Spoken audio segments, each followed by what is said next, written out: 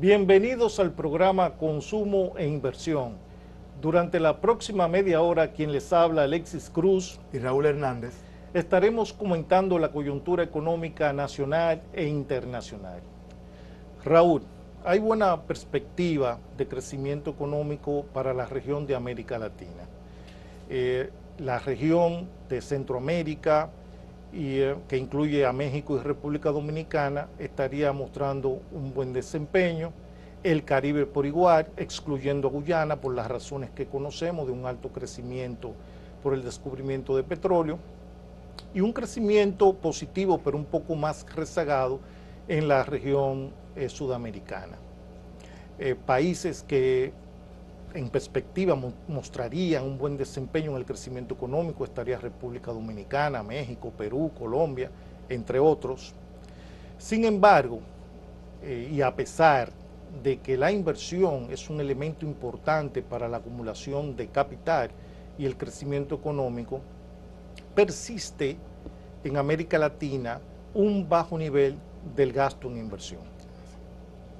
Mira, Alexis, tú sabes que inversión tiene un componente, que entendemos en la literatura y la práctica, de dos impactos importantes. Un componente muy de corto plazo, muy puntual por el lado del gasto, que es la inversión computa como parte, tú sabes, consumo privado, consumo público, inversión, exportaciones netas y gobierno, como uno de los componentes del PIB por el lado de la demanda. Sin embargo, mucho de la literatura está en que gran parte del crecimiento de largo plazo depende de un buen proceso de inversión hoy en día, privado y público. Y ese componente que suele ser aquí en Dominicana, viéndose una cifra bastante rápida, cerca de un 27%, lo que es el componente de inversión dentro del PIB total, tiene un pendiente importante desde el punto de vista del gasto de inversión del gobierno. Y no solo acá, sino cuando tú miras el mundo como un todo, desde la crisis 2007, 2009, que comenzó financiera, terminó siendo muy macroeconómica, y luego con la pandemia, los gobiernos se han ido quedando con menos margen para hacer gasto en general y la inversión pública como algo particular. Y es un reto generalizado que no nos escapa a nosotros. Entonces, entendemos que hay un pendiente que en algunas discusiones tú lo oyes, 3, 4% del PIB, en algunas otras posiciones se habla hasta de 10% del PIB. Y una cosa es la inversión inicial en la generación de infraestructura, sobre todo, y capital económico para utilizar para la generación de crecimiento y empleo.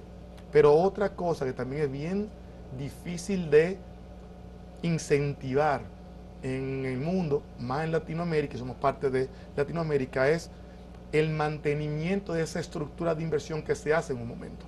Y ahí también muchos proyectos que tú ves que se van haciendo, eventualmente se van dejando de mantener y se da más prioridad a proyectos nuevos que son más visibles.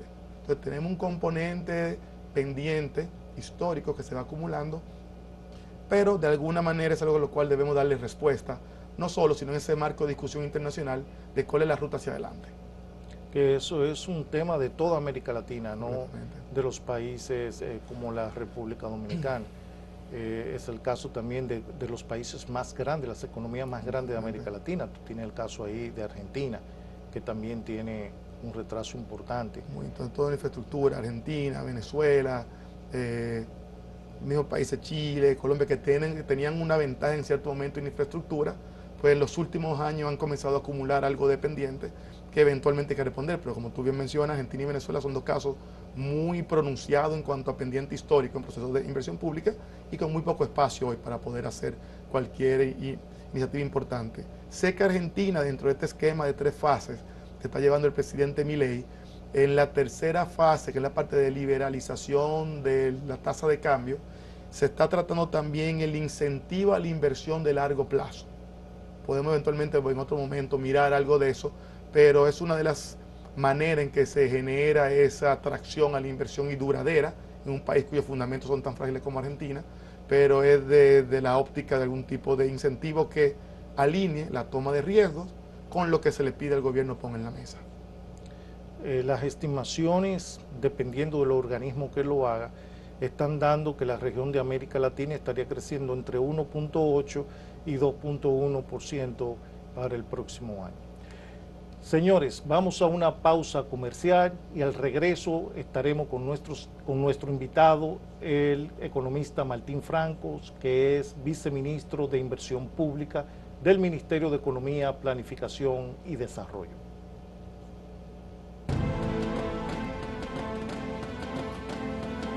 Fue un error, pero es en vivo. Martín, te quiero.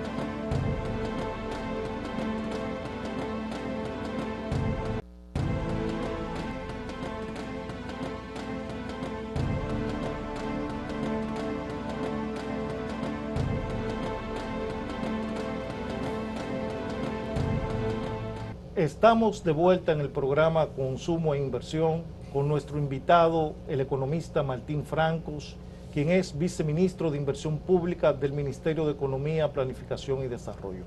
Martín, bienvenido a Consumo e Inversión.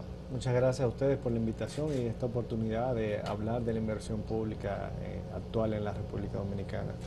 Gracias por acompañarnos.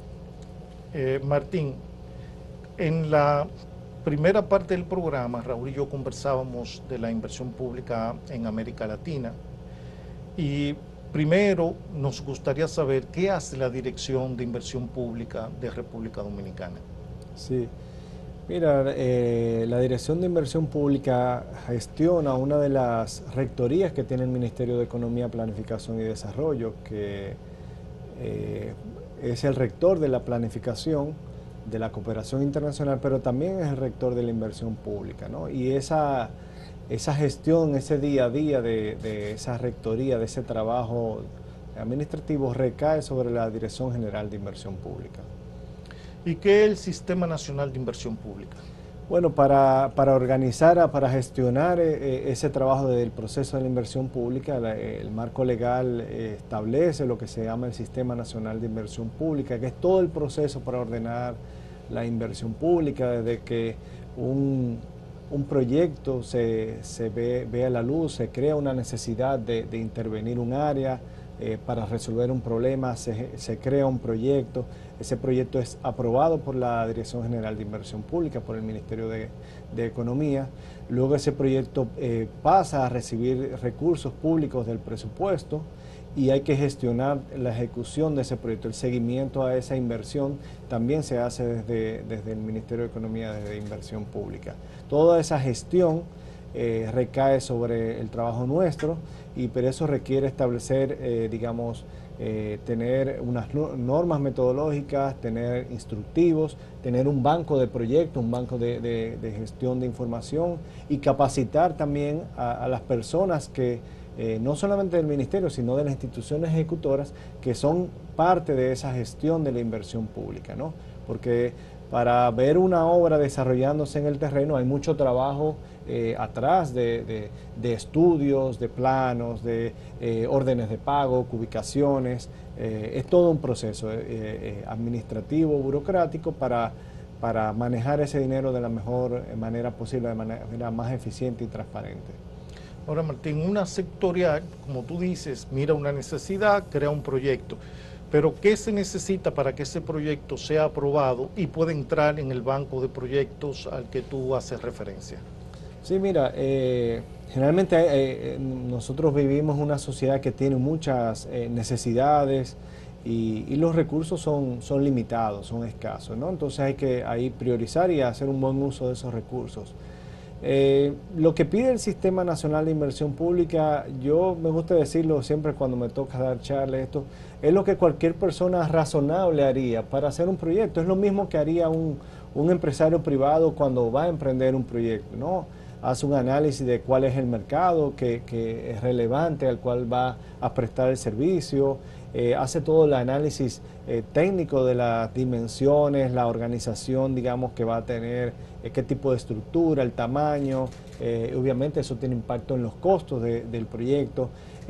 Los temas hoy en día también del impacto del cambio climático, hay que estar mucho más preparado hoy en día que en décadas pasadas para resistir los embates del clima, las inundaciones, lluvias más frecuentes.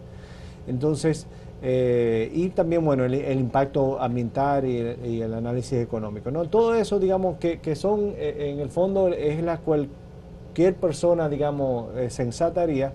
Es lo que exige el Sistema Nacional de Inversión Pública para que sea sometido, ¿verdad?, para nosotros aprobarles el proyecto a la institución que va a ejecutarlo, ¿no? Y eso es lo que le permite luego acceder a los recursos del presupuesto nacional. Tú hablaste de cambio climático. ¿Qué está haciendo la Dirección General de Institución Pública o el país para que se incorpore esa evaluación, esos impactos del cambio climático en los proyectos de inversión? Bueno, actualmente todos los proyectos tienen que hacer una evaluación de riesgos, que incluye los temas de cambio climático, pero incluye otro tipo de riesgos, los riesgos sísmicos, por ejemplo, ¿no? Esos análisis deben de hacerse como parte esencial del proyecto. Y ahora lo que estamos avanzando es, queremos hacer también análisis más detallado de los costos evitados. Por ejemplo, al hacer una nueva infraestructura, cuántos costos en términos de daños evitados. Cuando yo hago una infraestructura más resiliente, por ejemplo, viene un evento climático, yo tengo que gastar menos en reponer esa estructura. O si yo tengo evito que un puente, digamos, sufra daños, no solamente me estoy evitando el tener que reconstruirlo, sino el costo que eso tiene para las comunidades de que tienen que hacer una ruta más larga. Y eso es un costo también que no es explícito, no se ve, no sale de los recursos, digamos, públicos, pero le cuestan a la sociedad. Entonces, invertir en resiliencia es rentable para la sociedad, porque cuando un puente sale de servicio o un acueducto, digamos, eso tiene unos costos que permean las capas de la población. Sí, costos económicos y costos sociales también. Correcto.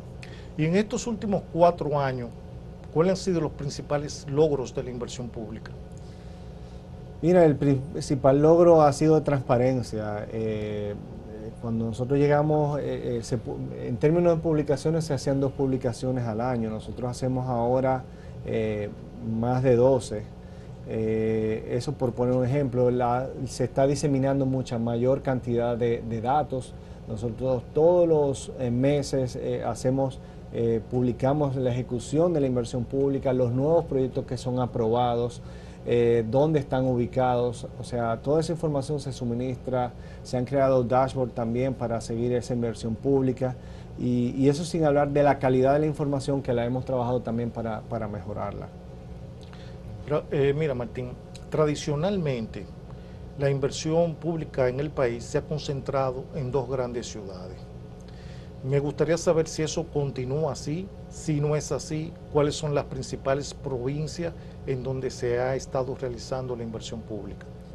Sí, cuando uno mira los números en términos absolutos, históricamente ha estado concentrado en el distrito y Santo Domingo, ¿no? Lo que popularmente se conoce como el Gran Santo Domingo.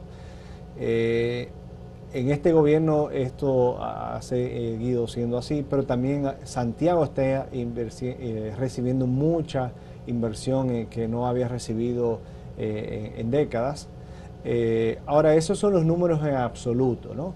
Cuando uno mira los números relativos, cuando uno mira dónde, en términos de habitantes, de dónde están los habitantes, es lógico que esas grandes ciudades reciban también mayores recursos porque demandan mayores infraestructuras, ¿no? Es donde está la gente y es donde tú tienes que hacer también circunvalaciones, hospitales y metros, tren. Pero cuando tú miras en términos relativos, las provincias que son reciben más recursos en términos de habitantes son las provincias de la zona fronteriza, las provincias que son relativamente más pobres, ¿no? Esa inversión está concentrada en esas provincias. ¿Y en cuáles sectores se ha concentrado la inversión pública del país? Bueno, ahí el sector transporte, principalmente, por un lado carreteras, pero también los sistemas de transporte masivo, el tren y monorriel de Santiago, y por otra parte el sector vivienda y en particular lo que tiene que ver con agua potable y saneamiento, ¿no? Hay un gran déficit que se está tratando de cerrar esa brecha en términos de suministro de agua, de acceso a agua, pero también de la continuidad del servicio de agua. Y es una inversión que no solamente es en las grandes ciudades, sino también en decenas de zonas, digamos, rurales que tienen dificultades de acceso al agua. Se está haciendo una inversión a lo largo y ancho de todo el país en el sector agua potable y saneamiento. En la primera sesión, Raúl y yo conversábamos de el bajo nivel de gasto de inversión pública en América Latina. Y nos gustaría saber cómo está República Dominicana en esos niveles de gasto o crecimiento del gasto de la inversión pública con respecto a América Latina. Sí, República Dominicana no ha sido ajena a un movimiento que ha habido en América Latina de consolidación fiscal y la gran variable de ajuste que ha sufrido ha sido la inversión pública. Hay que decir que en República Dominicana también eso ha servido para tener un sistema de protección social más amplio y que ha demostrado, digamos, dar respuesta cuando han venido crisis económicas. La población ha sufrido menos en términos de pobreza, ¿no? Hay una red de protección social más amplia a costo de una menor inversión pública, ¿no? Ahí hay oportunidades, hay países, no podemos decir que estamos en una situación envidiable, pero hay países que están mucho peor que nosotros porque tienen una situación fiscal mucho más estrecha, no tienen acceso apenas a los mercados, o países dolarizados que, digamos, cuando son economías que reciben choques externos y todo su ajuste tiene que hacerse por el lado fiscal, ¿no? República Dominicana no tiene esas desventajas y además hace unos años se aprobó la ley de alianza público-privada, que es una ley que permite la participación del sector privado y facilita el financiamiento de esas obras de infraestructura que no hay que esperar que tengan los recursos públicos y puede adelantar el proceso de que esas obras se puedan ejecutar. Gracias. Amigos televidentes, vamos a una pausa comercial y al retorno estaremos conversando con Martín Francos, nuestro invitado en el día de hoy, quien es viceministro de Inversión Pública del Ministerio de Economía, Planificación y Desarrollo.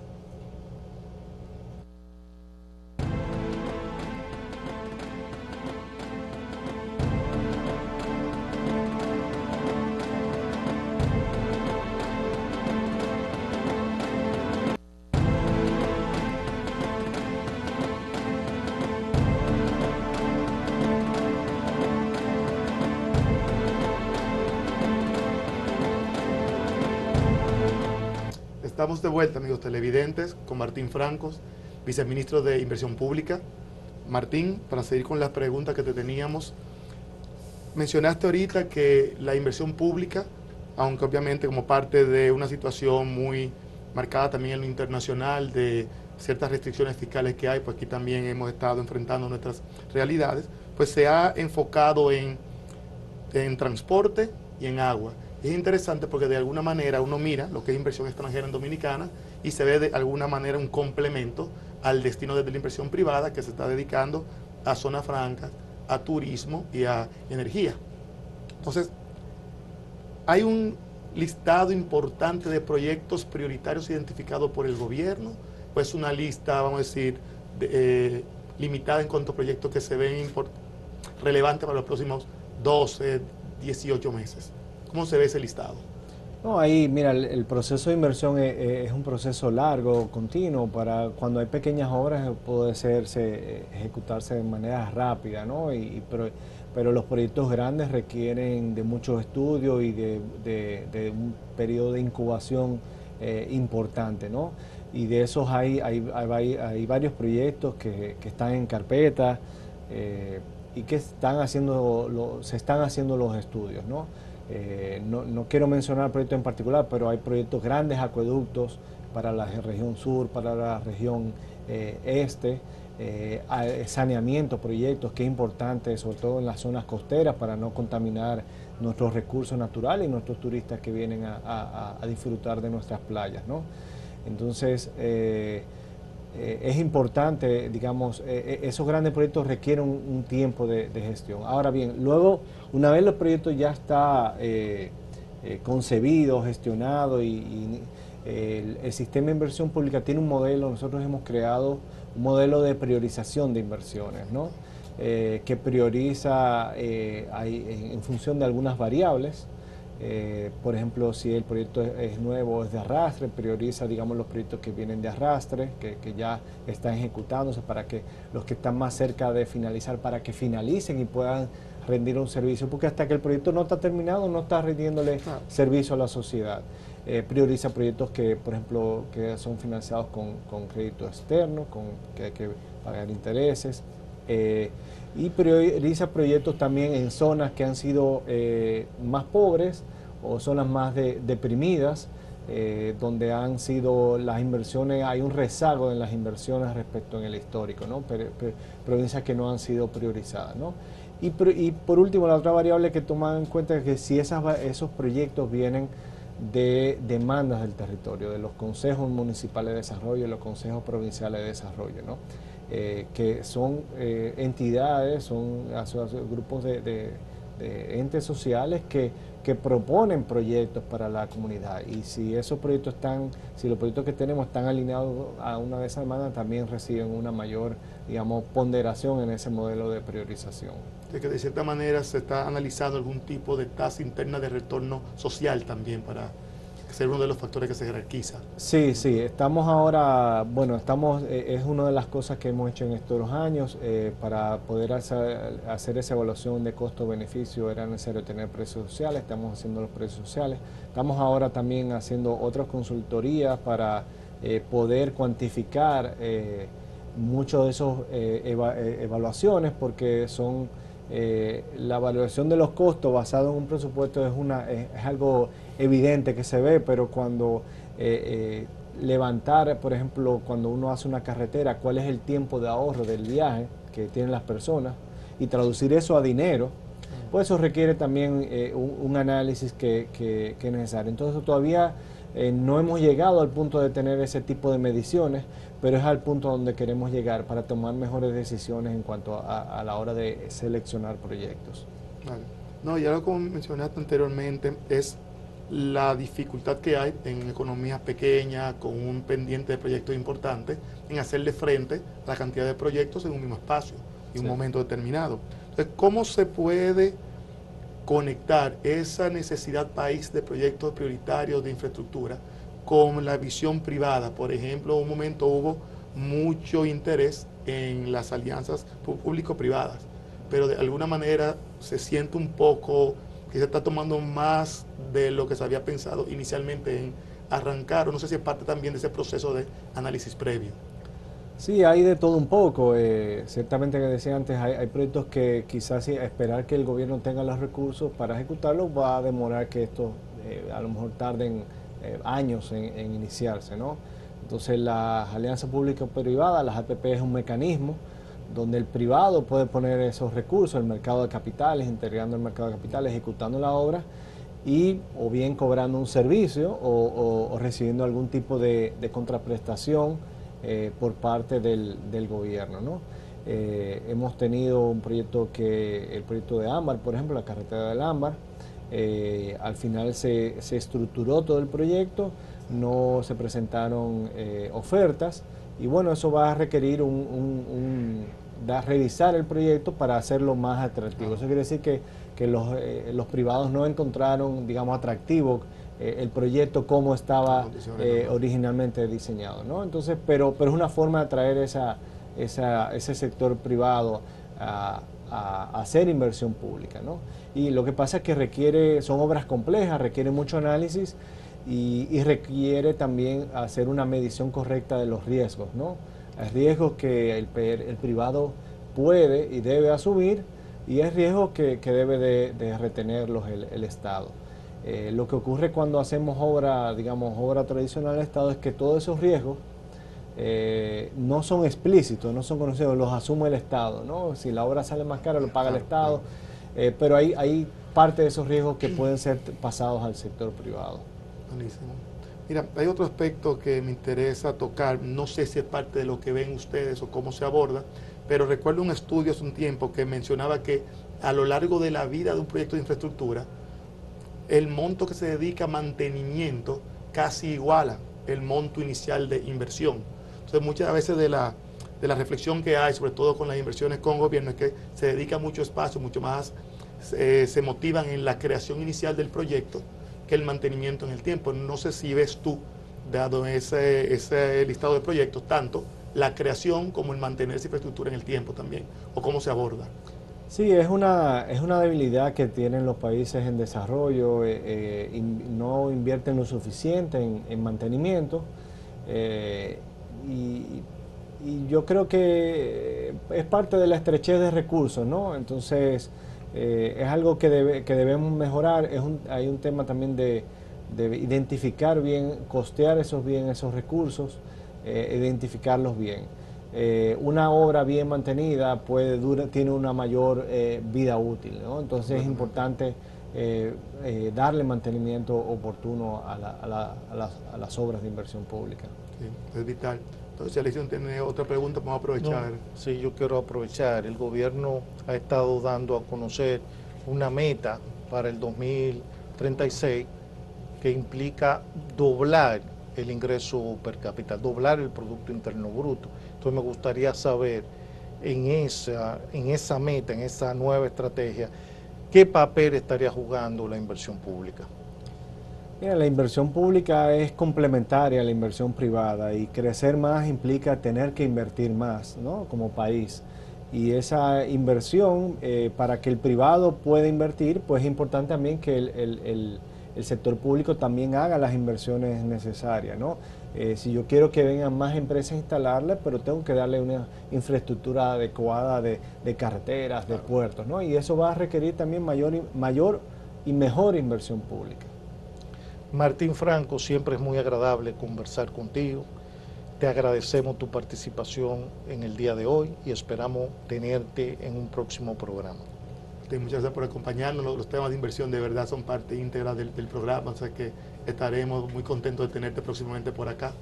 Gracias por acompañarnos hoy. Muchas gracias a ambos por la entrevista, y estamos atentos a cualquier otra pregunta, y cuando quieran podemos pasar por aquí. Muchas gracias. Gracias por acompañarnos, Martín. Y amigos televidentes, nos estaremos viendo en una próxima entrega de Consumo e Inversión.